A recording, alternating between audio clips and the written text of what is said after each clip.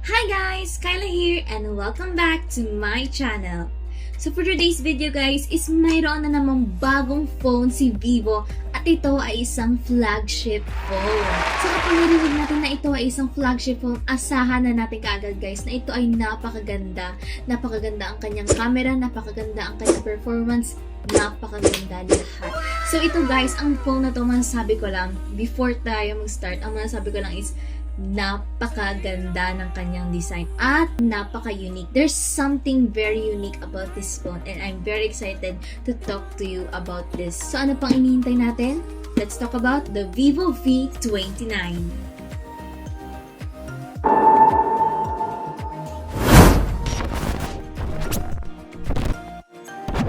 Now let us start with the unboxing. Sa unang pagbukas ng box, makikita natin agad ang phone. Sunod naman ay ang quick start guide, warranty guide, and some stickers. A free jelly case,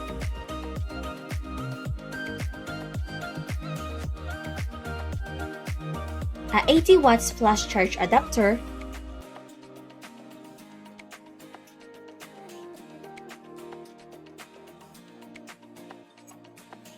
a USB Type-C cable, and also this SIM ejector tool. So, kapag titignan ko, I think heart-shaped to guys at ang cute lang talaga, tingnan nyo.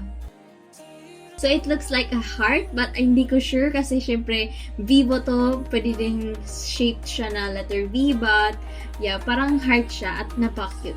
Subukan natin tanggalin ito. So, makikita natin dito na kapag ito'y natanggal na, ito ay nasa hugis tatsulok. Now, let us proceed with the phone itself. So, as you can see guys, napakaganda ng kanyang design. So, ang VIVO V29, meron siyang 3D star magnetic particle design. At isa pa sa napansin ko nung ginamit ko ang VIVO V29, ay umiba ang kulay niya nung nasa labas na ako. At grabe ang mangha ko nung nakita ko ito. Talagang applicable ang color variant name niya na Magic Maroon. Nag-iiba ang kulay nito kapag ikaw ay nasa labas at nasa loob. Just look at the difference between these two pictures. A true magic indeed. And as I touch the back guys, it is very smooth. Napaka-smooth, legit, as in super smooth siya. At ito, hindi siya nakaka-leave ng any fingerprint. So, long press. Now look, where's the fingerprint? Wala, diba? So, napakaganda niya, guys. So, ang VIVO V29, guys, it comes in 4 variety of colors. Which are the Magic Maroon,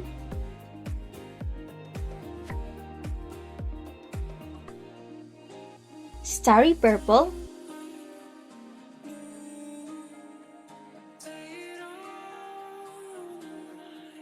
Peak Blue, and Noble Black. And now let's move on to the body build of the VIVO V29.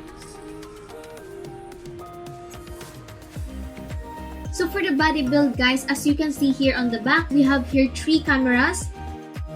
We have the flashlight. At para nasa bilog na ito guys, mamaya ko na yan i-explain in detail. Kasi surprise yan, kasi kasama yan with one of its key features. And as you can see here, we have here the Vivo.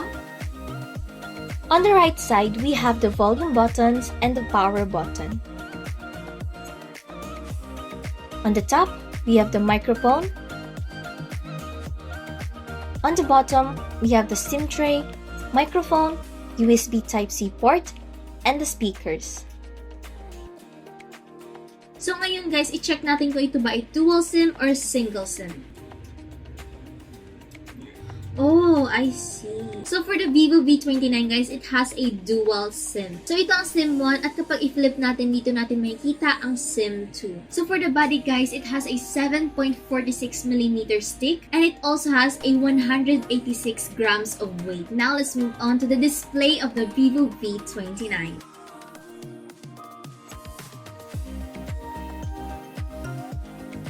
So for the display guys, it has a 3D curved display. So with a 3D curved AMOLED screen guys, it provides you with a more better viewing experience. So another thing guys, like I said earlier, it has a AMOLED screen. So ang AMOLED guys, napaka-gusto siya because with AMOLED display guys, you have a greater range of colors. So mas maganda mga colors na mapro-provide dito sa VIVO V29. And for the screen size guys, it has a 6.78 screen size. And for the resolution guys, it has a 1200 by 2800 pixels. Now let us dig deeper into the settings. So dito pwede natin syempre ma-adjust ang screen brightness. Meron din itong adaptive brightness button, eye protection,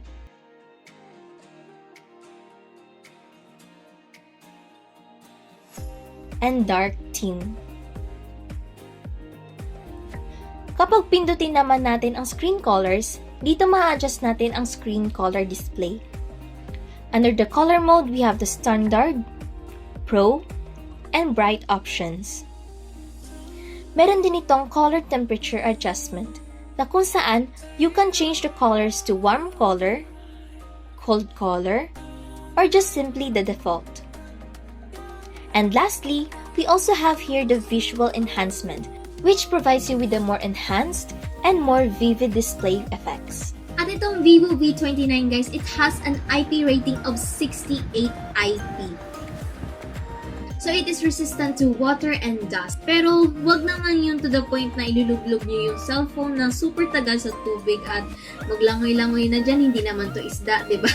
So yun na nga guys, wag naman mayroon naman siyang IP rating pero not to the point na kaya nyo na magstay dyan ng matagal underwater. So, yan. So, itong screen natin, guys, itong VIVO V29, guys, kahit malagyan to ng konting water dyan, okay pa rin siya. And the same goes for the speaker, guys, kahit malagyan siya ng water, pero not too much to water naman, yung sakto lang, magiging goods pa rin ang kanyang audio.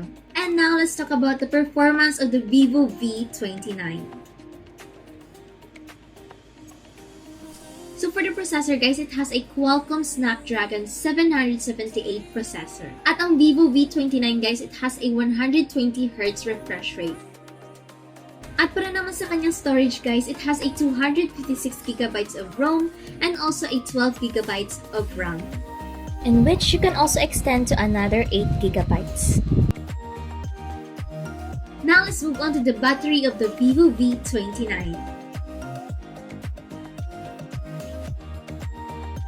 And para naman sa kanyang battery guys, it has a 4,600 mAh battery. So gaya nga ng sinabi ko kanina guys, meron siyang 80 watts flash charge na kung saan from 0% you can go up to 50% in just 17 minutes.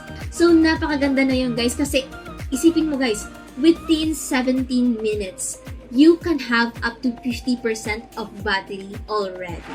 And now let's talk about the gaming performance of the VIVO V29. So for gaming guys, napakaganda at goods nito sa gaming. It is suitable for any games and provide you with a less laggy and more smoother gaming experience.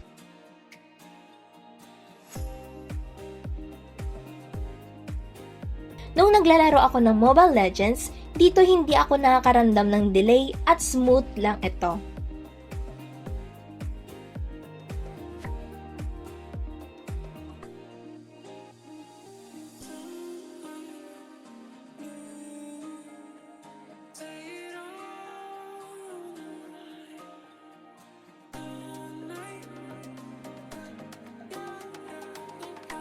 Para naman sa mga Battle Royale na games katulad na lang ng PUBG, napakaganda rin ito. For the graphics, it can go up to HDR. At kahit naka-HDR na siya, smooth pa rin ang kanyang gaming guys. Pero syempre para ma-secure natin ang kanyang smoothness, pwede nyo rin iset ang kanyang graphics sa smooth with extreme frame rate.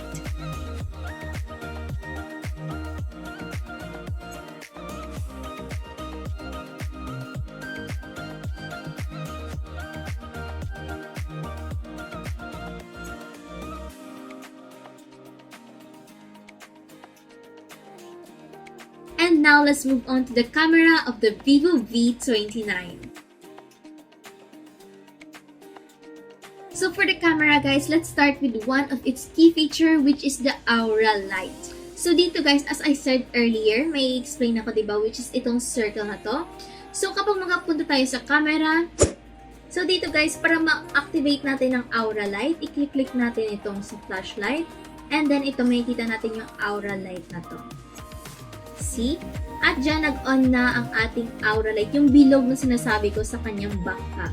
So dito, for cooler tones, just go here. For warmer tones. Yan, nakikita nyo, di ba? Parang nag-warm ang kanyang color. At kapag ipunta natin dito, it is recommended for neon lights. Off natin.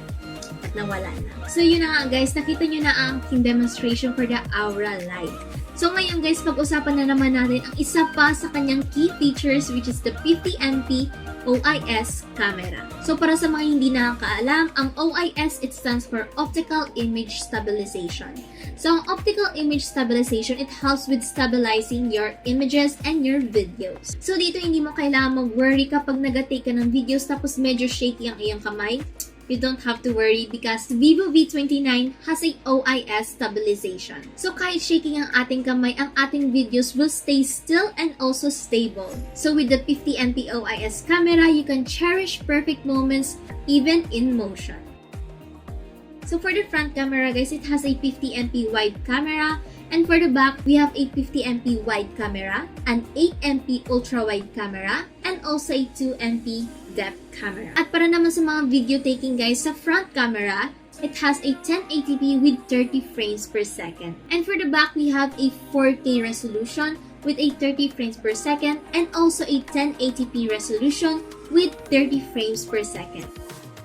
So you can have a better idea on how your pictures and videos will look. Here are some samples.